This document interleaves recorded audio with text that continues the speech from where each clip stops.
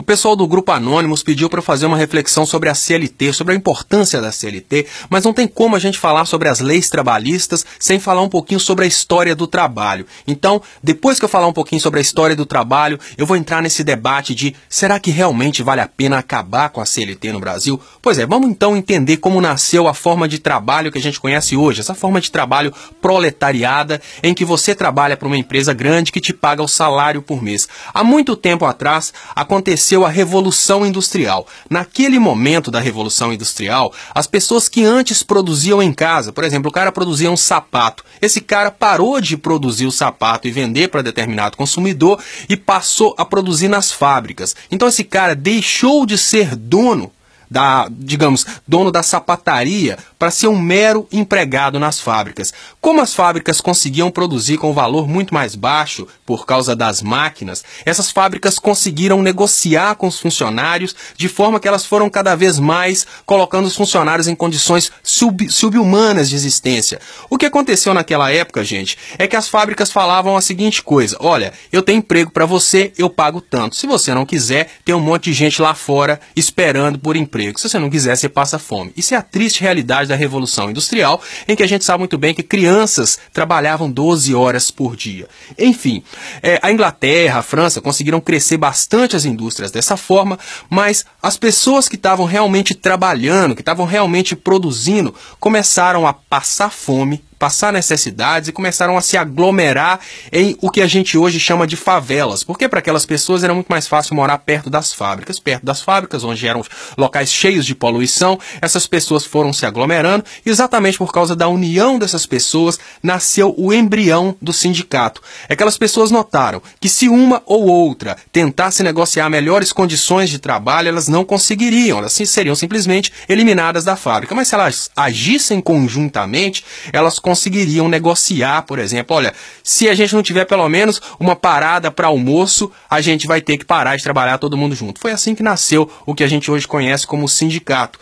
E um pouco mais para frente, isso já nos anos 1900, começaram a nascer as leis trabalhistas. Agora, indo para a realidade do Brasil, por causa desse mesmo tipo de exploração, o Brasil estava vivendo aquele sistema que hoje o pessoal está querendo trazer de volta, né? Aquele sistema neoliberal, onde os produtores têm condição de virar para o funcionário e falar: olha, eu não vou te pagar férias, eu não vou te pagar 13º, que nem existia na época, eu não vou te dar pausa e você vai ter que trabalhar 12 horas por dia. O cara fala: mas eu não aguento isso. Aí o cara vira para ele e fala: olha, se você não aguenta, ali fora tem um monte de gente que aguenta.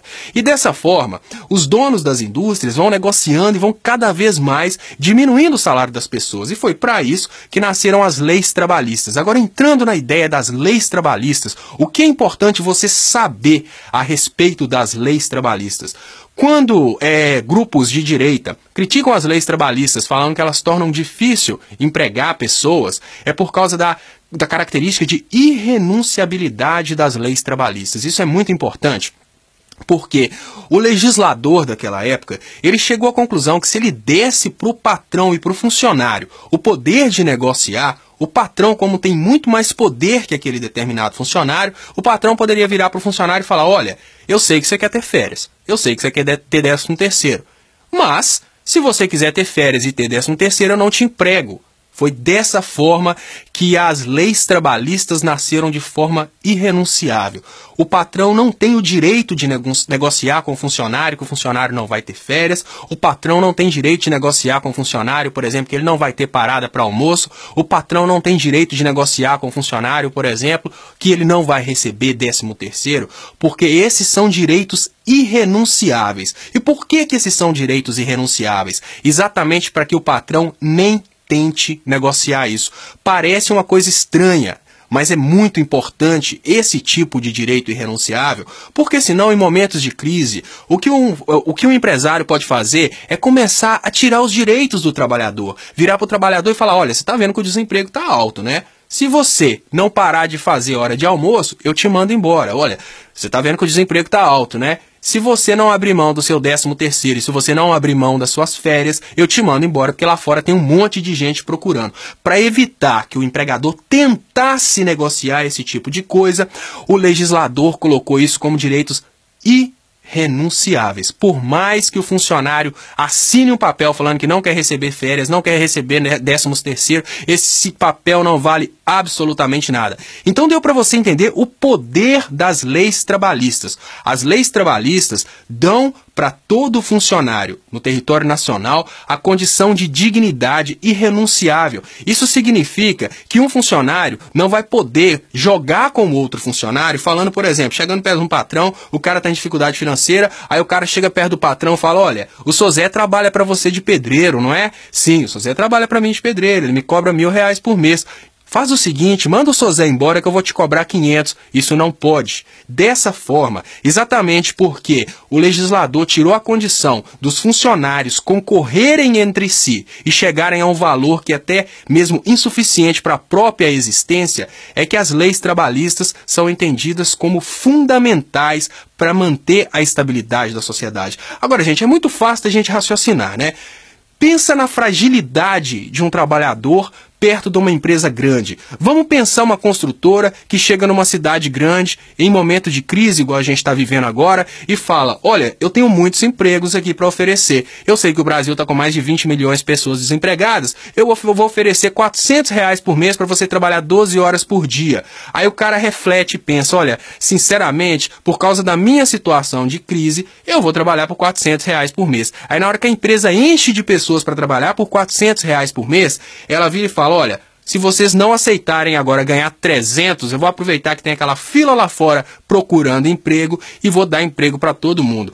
Os economistas de direita extrema podem até dizer que isso é uma forma de equilibrar e até gerar emprego para todo mundo, mas vai chegar num ponto em que a economia vai melhorar e as empresas não vão se preocupar em diminuir o desemprego, porque se as empresas diminuírem o desemprego, elas têm que aumentar salários. Então o que as empresas vão fazer num país onde não existem leis trabalhistas para proteger o cidadão? Elas vão trabalhar na forma menos, digamos assim, a forma mais produtiva o possível, mas empregando o mínimo de pessoas, porque mantendo o desemprego alto, eles conseguem manter os salários baixos. Isso é um fato estudado em toda a escola de economia. Agora tem uma coisa, indo para as críticas sobre as leis trabalhistas. Existem várias críticas duras a respeito das leis trabalhistas. A primeira delas é que as leis trabalhistas dificultam as pessoas arrumarem emprego, porque aquele empresário pensa assim, olha,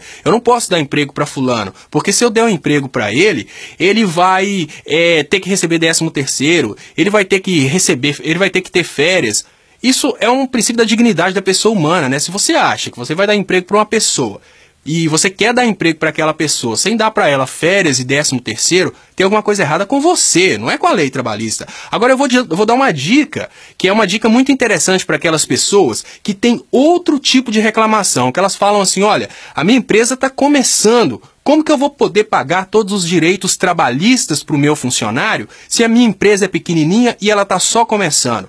Se a sua empresa é pequena e ela está só começando e você não quer pagar os direitos trabalhistas para aquela pessoa que vai te ajudar a crescer sua empresa, oferece para ele sociedade. Se você oferecer sociedade para o seu funcionário não vai ter direito trabalhista e vocês vão ter condição de crescer da mesma forma. Acontece que tem muito empresário hipócrita. O empresário quer realmente utilizar esse argumento que a empresa está crescendo e no início ele vai ter que segurar as ondas para pagar os direitos trabalhistas do funcionário. Mas na hora que ele estiver ganhando R$50.000 por mês, ele não vai olhar para trás e lembrar daquele funcionário que teve com ele no início, segurando as ondas sem receber o direito trabalhista. Você entendeu? É muito simples, gente, esquivar desse problema. Olha, eu quero montar uma empresa, eu quero montar uma oficina mecânica e eu quero contratar 2 mecânicos, mas eu não posso pagar os direitos trabalhistas. Oferece para ele sociedade, fala assim, eu vou ser o administrador, vocês vão ser a mão de obra que trabalha diretamente nos carros, mas cada um de nós vai ter 33%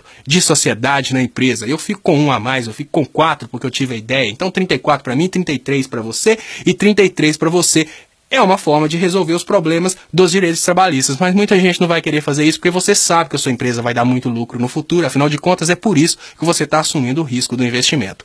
Então, espero que vocês tenham gostado do vídeo, pessoal do Grupo Anônimos que pediu.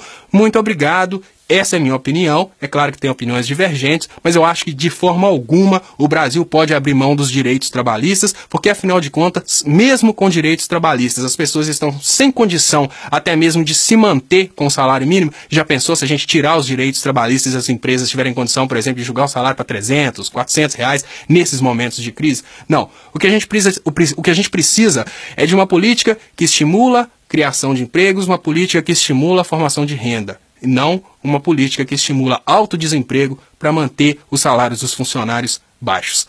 Muito obrigado e até mais.